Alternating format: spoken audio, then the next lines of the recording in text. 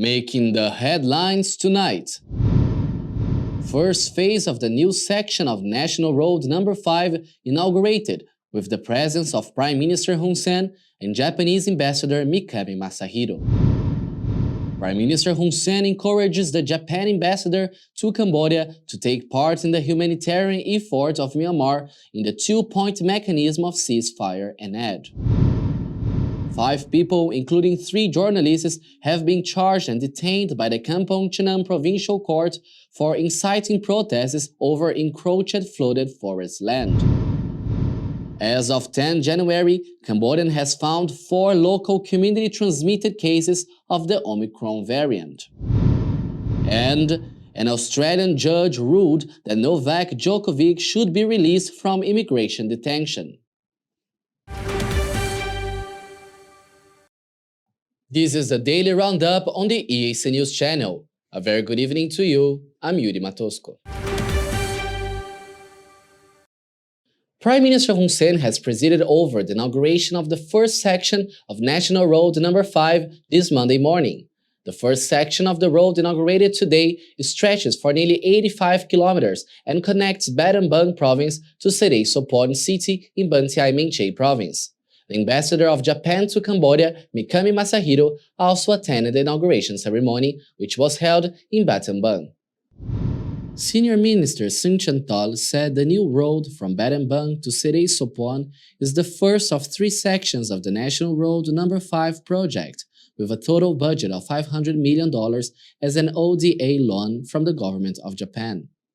According to the senior minister, the 3 sections of the road include the first one by the north from Battambang to Serei Sopon, delivered this Monday. The second section is in the south from Prek Kadam to Tilia Ma'am with a length of 135 kilometers, about 65% completed and is scheduled to be delivered by mid-2022.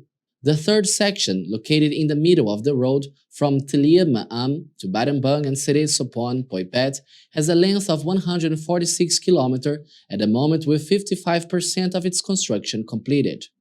The National Road No. 5 is a concrete road with a thickness of 15 centimeters and a width of 23 meters, reaching 4 lanes. The first section of a road includes the construction of 2 roads between cities, 24 kilometers of roads in Battambang City and 9 kilometers in Serei Sopon. It also includes the construction of 2 new bridges, as well as expansion and repair of 10 existing bridges. The project includes the installation of 76 box drains and 113 round drains, as well as LED lighting at intersections. The announcement ceremony for the start of the construction site under the High Presidency of Samdech Techo Prime Minister was on 26 of March 2018. The first phase of the road took 55 months to be completed, finishing in September 2021 with a total budget of $165 million. Speaking on the occasion, Prime Minister Hun Sen expressed his congratulations to the new infrastructure achievements linking the 2 northern provinces, the former battlefields. The National Road No. 5 is a strategic road linking Phnom Penh capital to the border with Thailand, crossing the provinces of Kandal, Kampong Chhnang, Pursat, Battambang, and Ban Thai Minh Chey. The road is part of the ASEAN Highway 1 (AH1) connecting Phnom Penh, Bangkok, and Ho Chi Minh City. According to the Prime Minister, such road acts as a strategic economic corridor of ASEAN and the Greater Mekong sub-region, bringing more trade, commerce, and tourism to the kingdom. Prime Minister Hun Sen has paid a 2-day official visit to the Union of Myanmar on January 7 to 8 at the invitation of Senior General Min Aung Hlaing. It was the first official visit to the country by a foreign leader since the military takeover last year, which plunged Myanmar into turmoil. EAC News reporter Darshana Gauchan has the story. Prime Minister Hun Sen's agenda for his visit to Myanmar was to seek and revive peace efforts after last year's military takeover provoked an angry backlash among critics, who say he is legitimizing the army's seizure of power. But he has made actions to prove those critics wrong, as his visit was fruitful and has achieved more than what was expected. In his role as the current ASEAN 2022 chair, Prime Minister Hun Sen has met with Senior General Min Aung Hlaing, who ousted the elected government of Aung San Suu Kyi and plunged Myanmar into violent conflict and economic disaster. In their meeting, Senior General Min Aung Hlaing told Prime Minister Hun Sen that Myanmar had extended a ceasefire with all ethnic armed organizations in the country that was originally set to expire at the end of February 2022 through the end of the year. The senior general has also promised to create conditions to hold a free and fair multi-party general election, make preparations, and has pledged to hold the multi-party general election without fail. He has said the state of emergency would achieve its objectives by August 2023. General Min Aung Hlaing also added in a statement that he welcomed the participation of the Special Envoy of the ASEAN Chair on Myanmar, Cambodia's Deputy Prime Minister and Minister of Foreign Affairs and International Cooperation, Prak Sokhonn, to join the ceasefire talks with and among the ethnic armed organizations. This important step is embodied in the ASEAN 5-point consensus. Foreign Minister Prak Sokhonn has disclosed that the talks between Prime Minister Hun Sen and Myanmar's military leader have definitely achieved a very good positive result, with a progressive step forward on the implementation of peace efforts agreed to by ASEAN. This is progress in the implementation of the 5-point consensus on the Myanmar crisis, which was reached by ASEAN leaders in Jakarta, Indonesia in April 2021. ASEAN leaders, including General Min Aung Hlaing, have agreed on a 5-point roadmap toward a peaceful settlement of the Myanmar crisis, including an end to violence and a political dialogue between all stakeholders. Myanmar's leader on Friday also pledged support to the ASEAN Special Envoy in fulfilling his mandate to implement the 5-point consensus in accordance with the ASEAN Charter. With regards to humanitarian aid, Prime Minister Hun Sen has decided to transfer about $1 million to the COVID-19 Response Fund in ASEAN in order to help Myanmar fight the ongoing COVID-19 pandemic. Foreign Minister Prak Sokhonn announced in a press conference on Saturday that seeing Myanmar's need to buy vaccines for its people, Prime Minister Hun Sen has decided to transfer these funds for ASEAN to buy and send vaccine supplies to Myanmar. He was quoted saying, "Within the ASEAN framework, we have the COVID-19 Response Fund in ASEAN, in which all ASEAN countries have agreed to adopt a budget of more than $10.5 million to buy vaccines distributed to ASEAN member countries equally." It was in this regard that Prime Minister Hun Sen decided to provide $1 million to the fund. Prime Minister Hun Sen further stated, while speaking at the inauguration of the new section of National Road No. 5 in Battambang on Monday morning, that he wants to create a mechanism to help in logistic support to properly distribute and extend the humanitarian assistance capacity the royal government of Cambodia has to Myanmar. He also encouraged the Japan ambassador to Cambodia, Mikami Masahiro, during his speech to take part in the humanitarian effort to aid Myanmar. Darshana Gochan, EAC News. Prime Minister Hun Sen has instructed the Ministry of Education, Youth and Sports to consider the current situation in the country, including the development capacity of officials at both the national and subnational levels and the level of accountability, management and implementation of a decentralized and disconcentrated education sector in order to build a stronger education system in Cambodia. He made these remarks during his speech to mark the opening of the 2021-2022 school year on Monday morning. Prime Minister Hun Sen said that the opening of the school year today comes after many months of struggle with COVID-19 by the royal government and the people of Cambodia. The Prime Minister stated that the decision to reopen schools was made to build strength and in order to return to a stronger sense of normalcy. Thus, he urged the Ministry of Education to consider the options and develop a wide range of teaching and learning resources to ensure a responsive and vibrant educational service, especially focusing on making the teaching and learning process flexible and educational services decentralized. In particular, he stated that the education system must respond to the labor market by applying new approaches and skills needed in the digital age. In this regard, the Prime Minister stated that he also instructed the ministry to consider digital education and distance learning options more, while ensuring that all educational institutions improve their health and hygiene provisions in the context of COVID-19, and also continuing to raise awareness among students on the measures necessary to respond to and participate in preventing the spread of COVID-19 in educational institutions. He continued that educational institutions at all levels must prepare safe environments, regularly clean the schools, provide clean water, toilets, and washrooms, and aim towards improving the green spaces with more park-like spaces for students to enjoy. All such measures, the Prime Minister said, are in order to make schools a more suitable place for education and training for the development of clean minds, good attitudes, and reduction of mental or physical harassments. The royal government of Cambodia announced the closure of all schools on March 2020 in order to prevent the spread of COVID-19 among students, ushering in the quick turn to digital and online education. However, due to the success of the national vaccination campaign, Cambodia fully reopened on the 1st of November and officially closed the 20 February event on 20 December, meaning that all schools were able to reopen in the new year. The Ministry of Education, Youth and Sports, Hang Chuang Naron, opened the new 2021-2022 school year at Hun Sen High School, Bakong Temple in Siem Reap Province on Monday. He delivered a speech at the opening ceremony where he said that the royal government is striving for further social and economic development and considers human resource development to be a top priority. EAC News reporter Darshana Gauchan has the story. In addition to highlighting many issues, the Minister of Education, Youth and Sports, Hang Chuan Narong, reaffirmed that the royal government is focusing on furthering socio-economic and human resource development in Cambodia as a top priority. He stated that the Ministry of Education is also committed to strengthening the quality of science and technology education by taking advantage of regional and international performance to ensure high economic growth.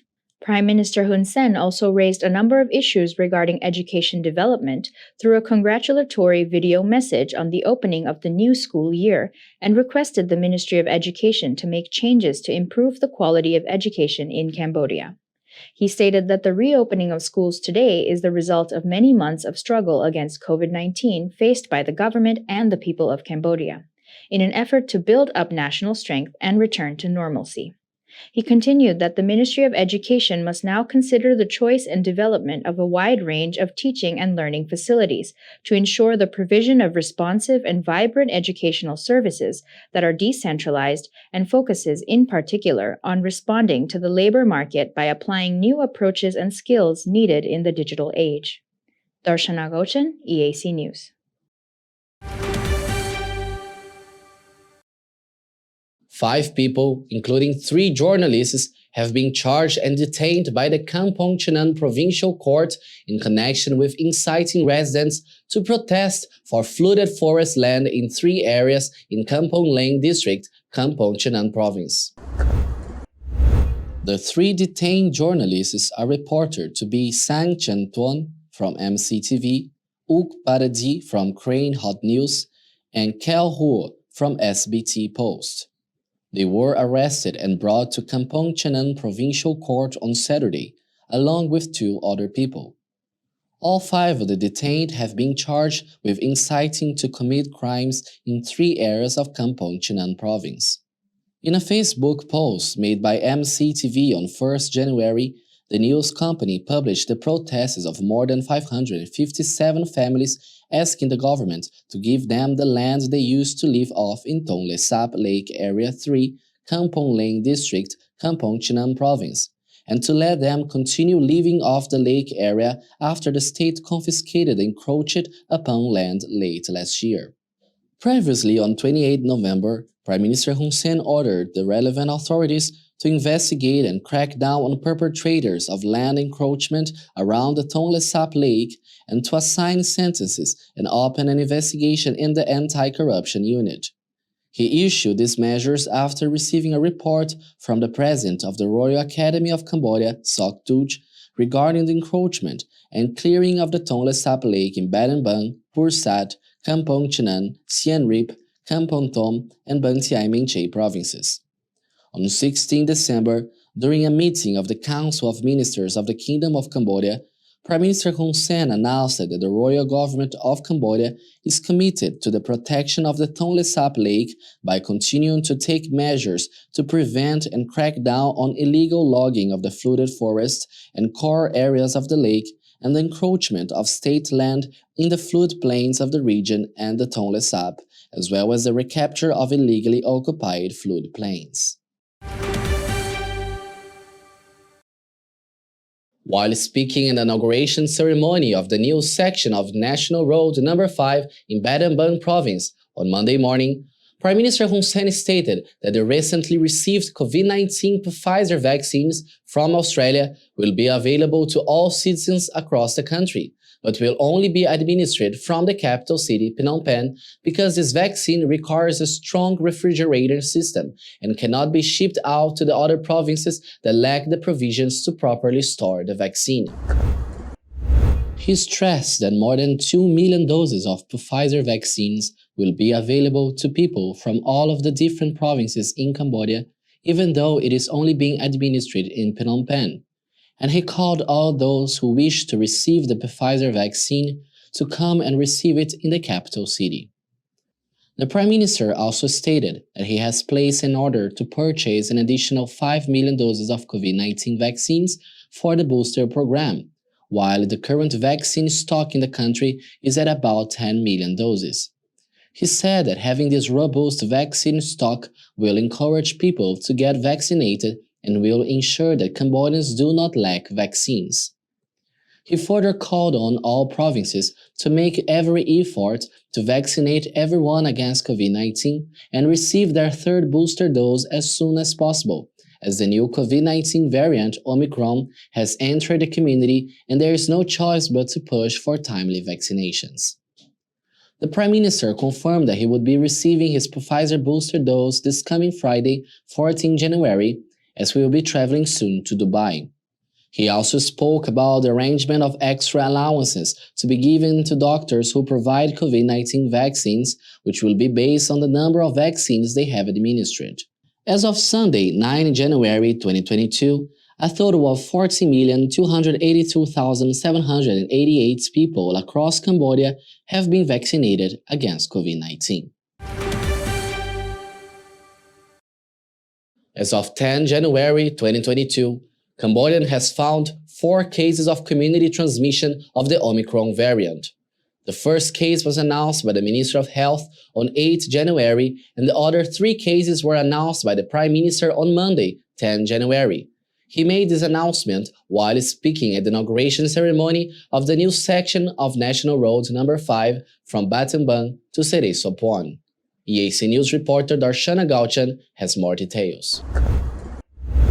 Prime Minister Hun Sen stated that on Sunday, 9th January, Cambodia has identified 3 more cases of community transmissions of the COVID-19 Omicron variant.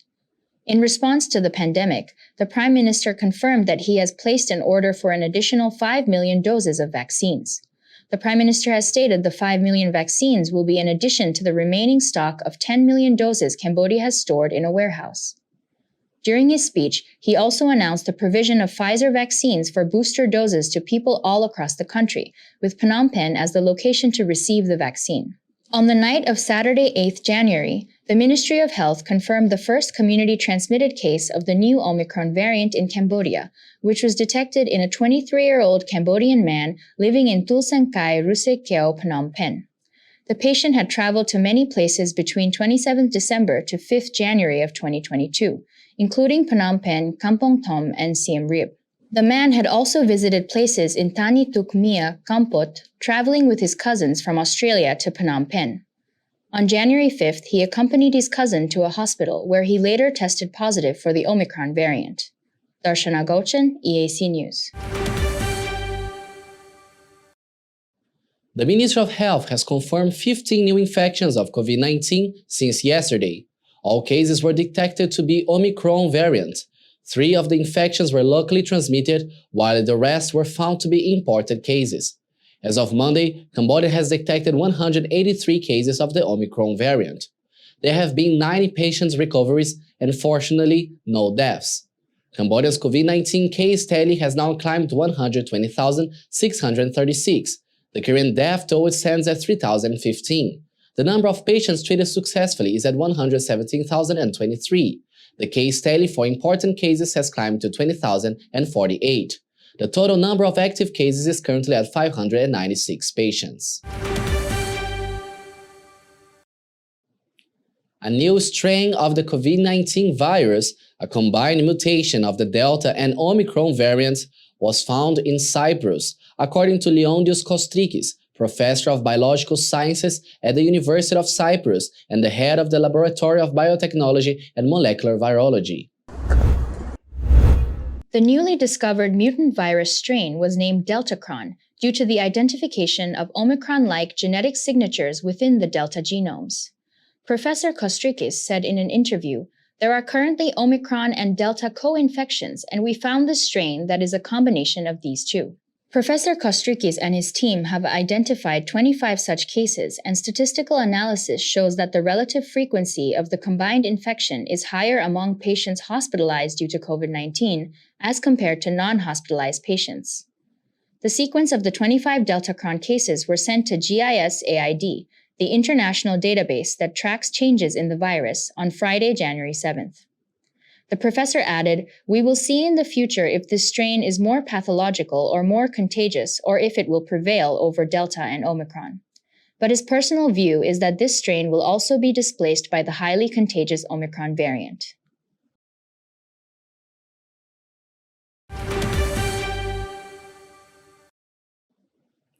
A Russian delegation led by Deputy Foreign Minister Sergei Ryabkov has arrived in Geneva for security talks with the US, Russia's foreign ministry has confirmed on Sunday, 9 January. Talks between US and Russian diplomats began in Geneva on Monday, 10 January, after a weeks-long standoff over Russian troop deployments near its borders with Ukraine, with veteran envoys on each side trying to avert a crisis. Interfax on Sunday has quoted Russian Deputy Foreign Minister Sergei Ryabkov as saying Moscow was not optimistic going into the talks. The US prognosis was similarly gloomy. US Secretary of State Antony Blinken says he cannot see any breakthroughs in the coming week. Russia has issued a statement on Sunday that would not make concessions under US pressure and has warned that this week's talks on the Ukraine crisis might end early, while Washington has said no breakthroughs were expected and progress depended on the de-escalation from Moscow. The hard line from Moscow underscored the fragile prospects for negotiations that Washington hopes will avert the danger of a new Russian invasion of Ukraine. This is the tensiest point in US-Russia relations since the Cold War ended 3 decades ago. In response to Russian demands for Western security guarantees, the United States and allies have said they are prepared to discuss the possibility of each side restricting military exercises and missile deployments in the region. Secretary Blinken has said both sides will put proposals on the table and then see if there are grounds for moving forward. The US Secretary of State has also mentioned in an interview that it is very hard to see actual progress happening while there is an ongoing escalation and when Russia has a gun to the head of Ukraine with 100,000 troops near its borders. Ahead of the formal talks, U.S. Deputy Secretary of State Wendy Sherman met with Russian Deputy Foreign Minister Ryabkov on Sunday in Geneva and told him Washington would welcome genuine progress through diplomacy.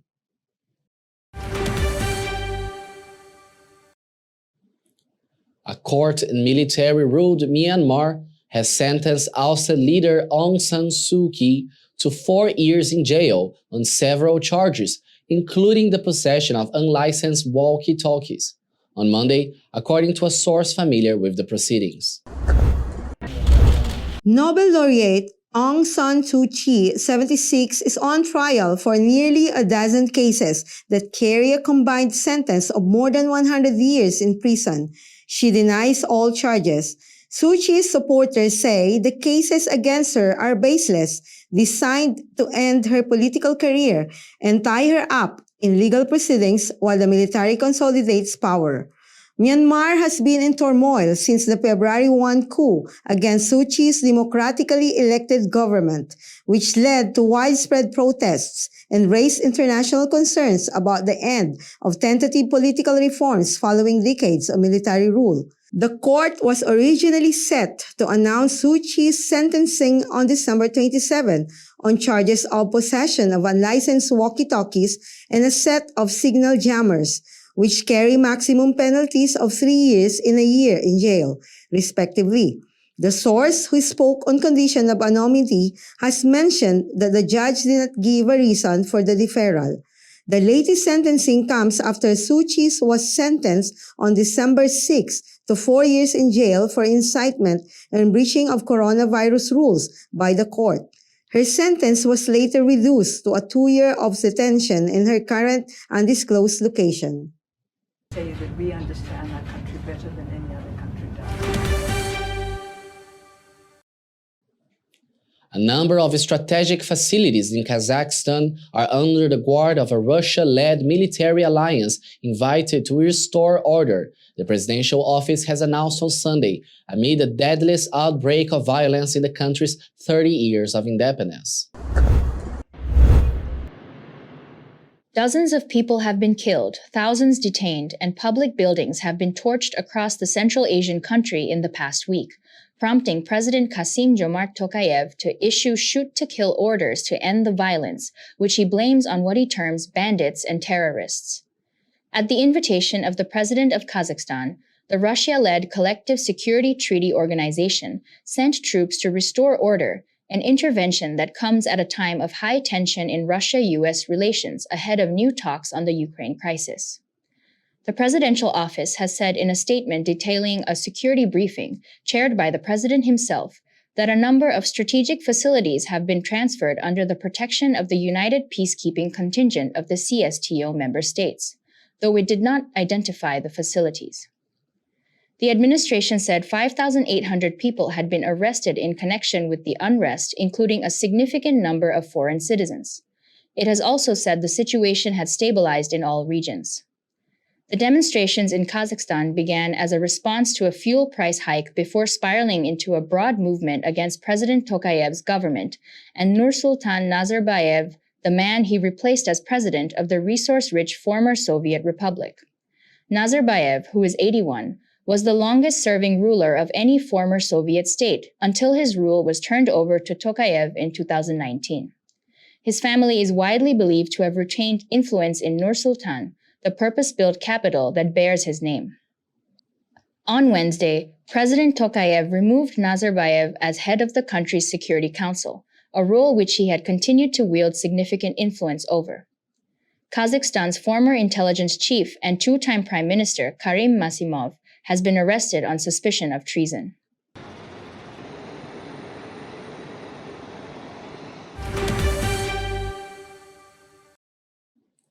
As heavy rains and rising temperatures in the Pacific Northwest caused rivers to swell and lowlands to flood, a University of Washington climate scientist has warned that people need to expect the unexpected and push policymakers to develop solutions and systems that address both immediate and long-term needs regarding climate change.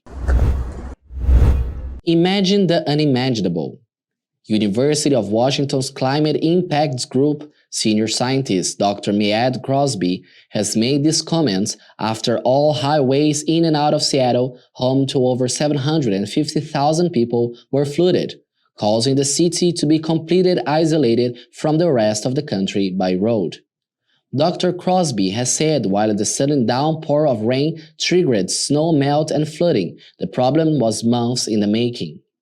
We received a pretty shocking amount of rain in a very small amount of time across the state, particularly in Western Washington. Our soils are already really saturated, our rivers are already really high, and so getting this huge amount of precipitation in a really small amount of time led to significant flooding throughout the state. We received a lot of snow in the mountains that led to high avalanche danger. And so the combination of this led to closings of, for example, highways across our mountain passes. All of our mountain passes that connect Eastern and Western Washington were shut down, and I believe are still shut down now. We had a 20-mile stretch of Interstate 5, which is our major north-south thoroughfare through Western Washington, shut down for several hours on Friday. So where I live here in Seattle, in the Puget Sound area, we were completely cut off from the rest of the state and the country by road. The burning of fossil fuels, changes in land use, agriculture has led to about 1.2 degrees of warming. We're pretty locked in to the impacts that we're going to feel from that warming, right? The flooding that we're experiencing now, the fires, the heat.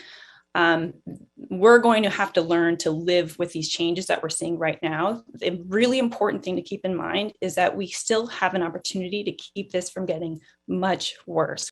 Dr. Crosby has said that the weather pattern was consistent with what climate scientists have predicted for the region due to climate change. She believes that the problem is not about increasing individual responsibility, but about decades of policy that has failed to prioritize conservation and nature. The answer, she said, is to pressure government at all levels to create systems to respond to extreme weather emergencies, such as flooding, heavy snowfall, and fires, while also funding the transition away from fossil fuels with options such as better public transportation and electric vehicles.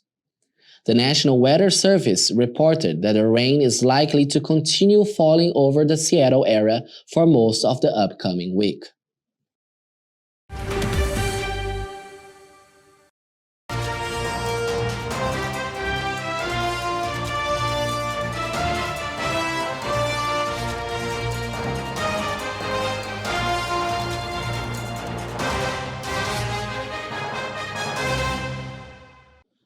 Now for a look at news making international headlines this Monday, 10th of January.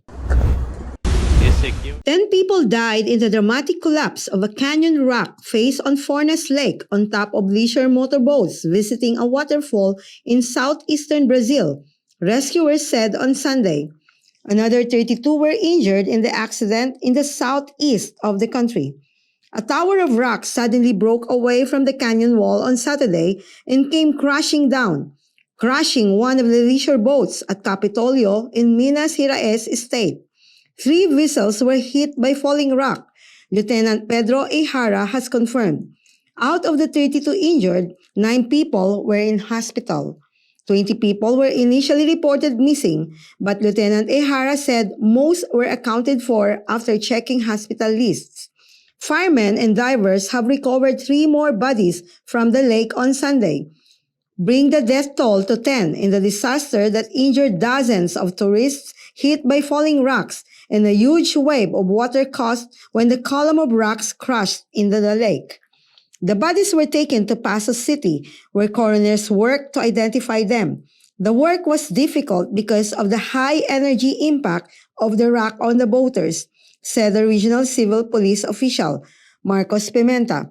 He has said one victim had been identified as 68-year-old Julio Borges Antones. Fornas Lake, which was created in 1958 for the installation of hydroelectric plant, is a popular tourist attraction in the area, roughly 420 kilometers north of San Paulo. Officials in Capitolio, which has about 8,400 residents, say the town can see approximately 5,000 visitors on a weekend and up to 30,000 on holidays. The region has been under heavy rainfall for 2 weeks, which could have loosened the rock face. On Saturday, a dike overflowed at an iron ore mine 300 kilometers to the east, cutting off a major federal highway. 19 people were killed, including 9 children, and dozens were injured when a fire, started by a malfunctioning space heater, spread smoke through a 19th-floor building in the Bronx borough of New York City on Sunday, 9 January. A witness to a massive fire in the Bronx has watched the tragedy unfold from her window, witnessing a billowing fire, a baby rescue, and a man on a stretcher fighting for his life.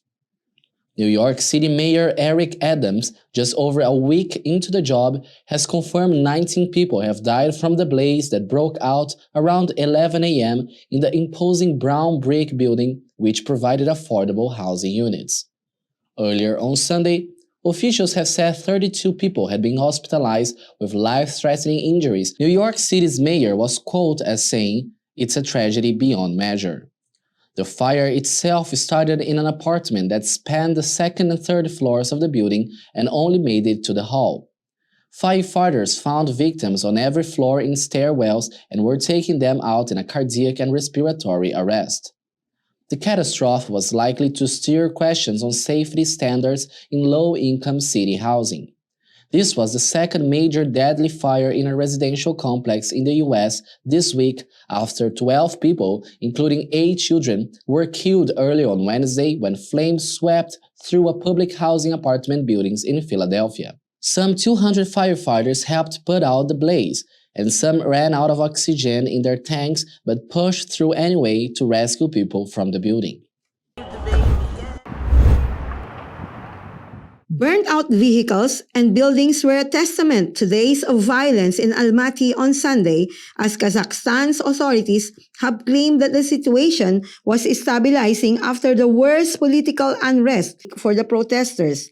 At Tokayev's invitation, a Russia-led alliance of ex-Soviet states, the Collective Security Treaty Organization, has sent troops to restore order, an intervention that comes at a time at high tension in Russia-US relations ahead of talks this Monday on the Ukraine crisis. What began a week ago with demonstrations against a fuel price rise have exploded into a wider protests against. After the break, a look at the latest sports news.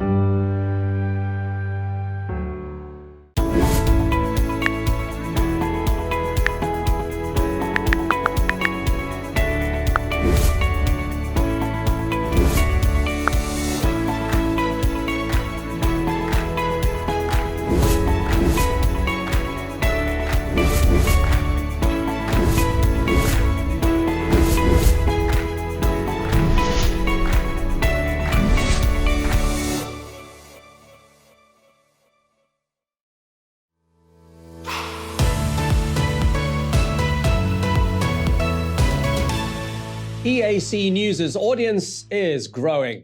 Our YouTube channel has over 150,000 verified subscribers. To mark the milestone, we've received the Silver Creator Award from YouTube. It's given to channels with over 100,000 subscribers. YouTube CEO Susan Wojcicki says the award celebrates EAC News' hard work and incredible achievement. She says we brought a unique voice and style to the world, but have also created valuable connections and built a community along the way. The next milestone we're going for is 1 million subscribers, and we'd really like that Gold Creator Award. So if you're not already a subscriber, head to YouTube and search for EAC News. Subscribers get alerts when the daily Roundup is premiering and live events are streaming. Get all the latest breaking news and updates from Cambodia in English. The EAC News Channel on YouTube. Cambodia made clear.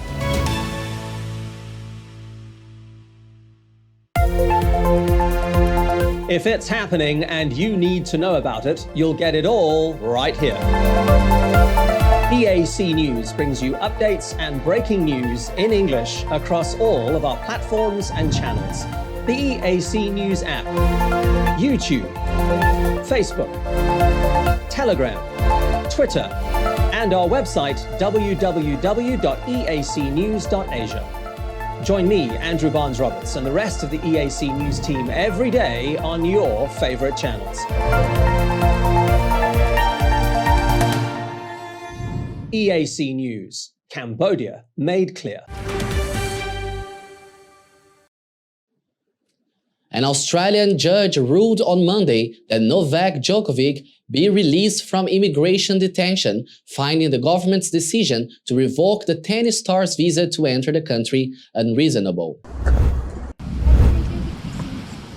In a court filing on Saturday, Djokovic's lawyer argued that he had been given a medical exemption as he had contracted and recovered from a COVID-19 infection detected on 16 December. Australian Prime Minister Scott Morrison has said Djokovic will not receive special treatment. Rules are rules, and there are no special cases. Rules are rules. It's what I said to you yesterday. That's the policy of the government and has been our government's strong border protection policies, and particularly in relation to the pandemic, that has ensured that Australia has one of the lowest death rates from COVID anywhere in the world. Djokovic has spent 4 days in an immigration detention in a Melbourne hotel, with his Australian fans demonstrating outside the premises, which also houses refugees seeking asylum in Australia. I spoke today with him a couple of hours ago. He was good. We didn't spoke a lot, but we spoke a few minutes. And he was trying to sleep, but he couldn't. As a mother, what can I say? If you are a mother, you can just imagine how can I feel. I feel terrible since yesterday, last 24 hours, that they are keeping him as a prisoner. It's just not fair. It's not human. Reaction from other Australians has been mixed, with many condemning special treatment for the tennis star. The Australian government had not given Djokovic assurance of a medical exemption that would allow him to enter Australia without a COVID-19 vaccination, government lawyers said in a court filing on Sunday. The 9 times Australian Open champion is seeking his 21st Grand Slam title at the tournament, which starts on January 17. The drama surrounding the tennis star has rocked the tennis world, caused tensions between Serbia and Australia, and become a flashpoint for opponents of vaccines mandates around the world. Judge Anthony Kelly ordered Djokovic to be released within 30 minutes and his passport and other travel documents to be returned to him, rekindling the world number one's chances to win a record 21st Grand Slam title at the upcoming Australian Open. However, lawyers for the federal government told the court the country's immigration minister was reserving the right to exercise his personal power to again revoke Djokovic's visa.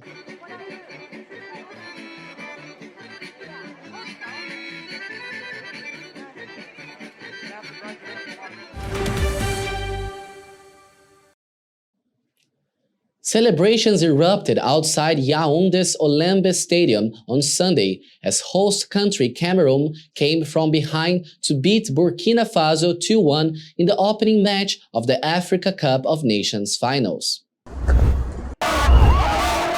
Burkina Faso, who were without their coach Kamel Malo and 6 players who tested positive for COVID-19, gave away 2 clumsy penalties after Gustavo Sangare silenced the home crowd, estimated to be around 40,000 people at the newly built Olembe Stadium, with the first goal of the game. Je suis très ému, très content, sincèrement, parce que I'm really moved and happy. We are not out of the wood yet, but victory is resounding for us. The Lions proved they are lions. We are really happy with this victory. And we pray to God so He can continue to give us the power and the strength to keep going forward until we win the competition, so we can prove that Cameroon is still the #1 team in Africa. Cameroun restait toujours le numéro 1 en Afrique. Sangare finished with his left foot at the back post in the 24th minute to hand the Burkinabe a surprise lead in the Group A encounter. But captain Bertrand Traoré and defender Issoufou Dayo gave away penalties in quick succession late in the first half. Vincent Aboubakar, who was part of Cameroon's winning team at the 2017 Cup of Nations in neighboring Gabon, took away both kicks for a 2-1 lead. It was beautiful. Cameroon did well. They surpassed us. They played well. We fought, but they surpassed us. Congratulations to Cameroon. Organizers ended the evening with fireworks above the stadium as supporters cheered along.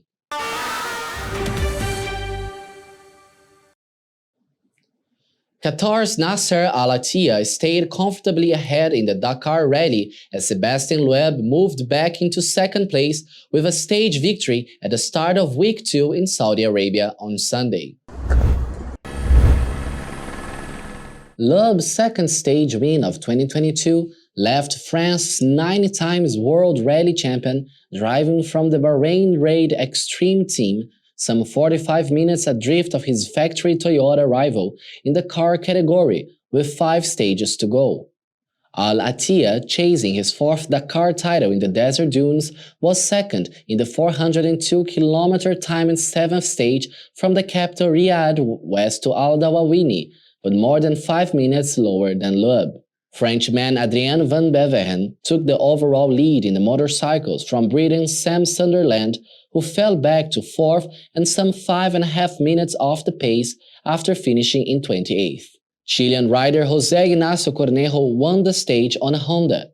Australian Danielle Sanders, Sunderland's Gas teammate who won the 1st and 6th stages, was rushed to the hospital after crashing and injuring his left arm on the way to a timed stage he had been due to lead off in. The rally ends in Jeddah on Friday, January 14.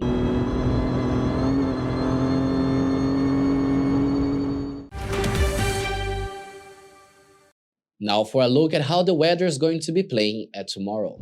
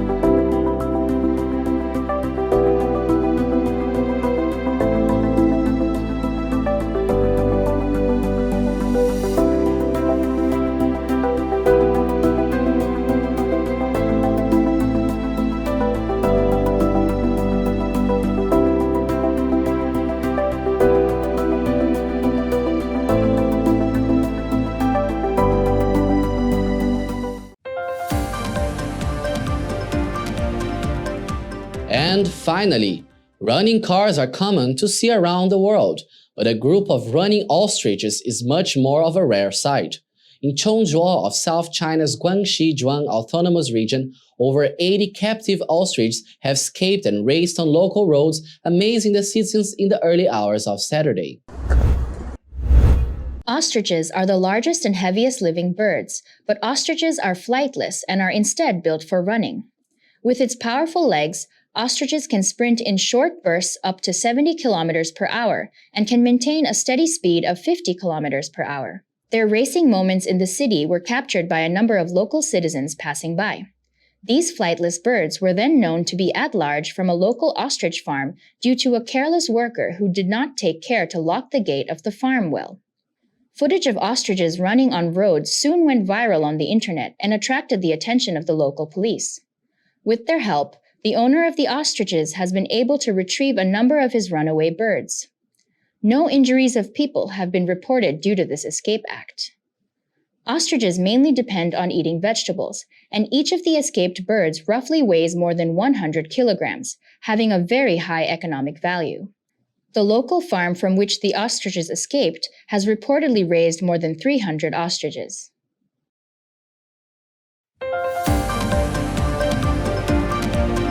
Thanks for watching the Daily Roundup here on the EAC News channel. For more breaking news and updates, check our website eacnews.asia. You can also search for EAC News on Telegram or in your favorite app store. More from the EAC News team tomorrow evening at 8. I will see you then.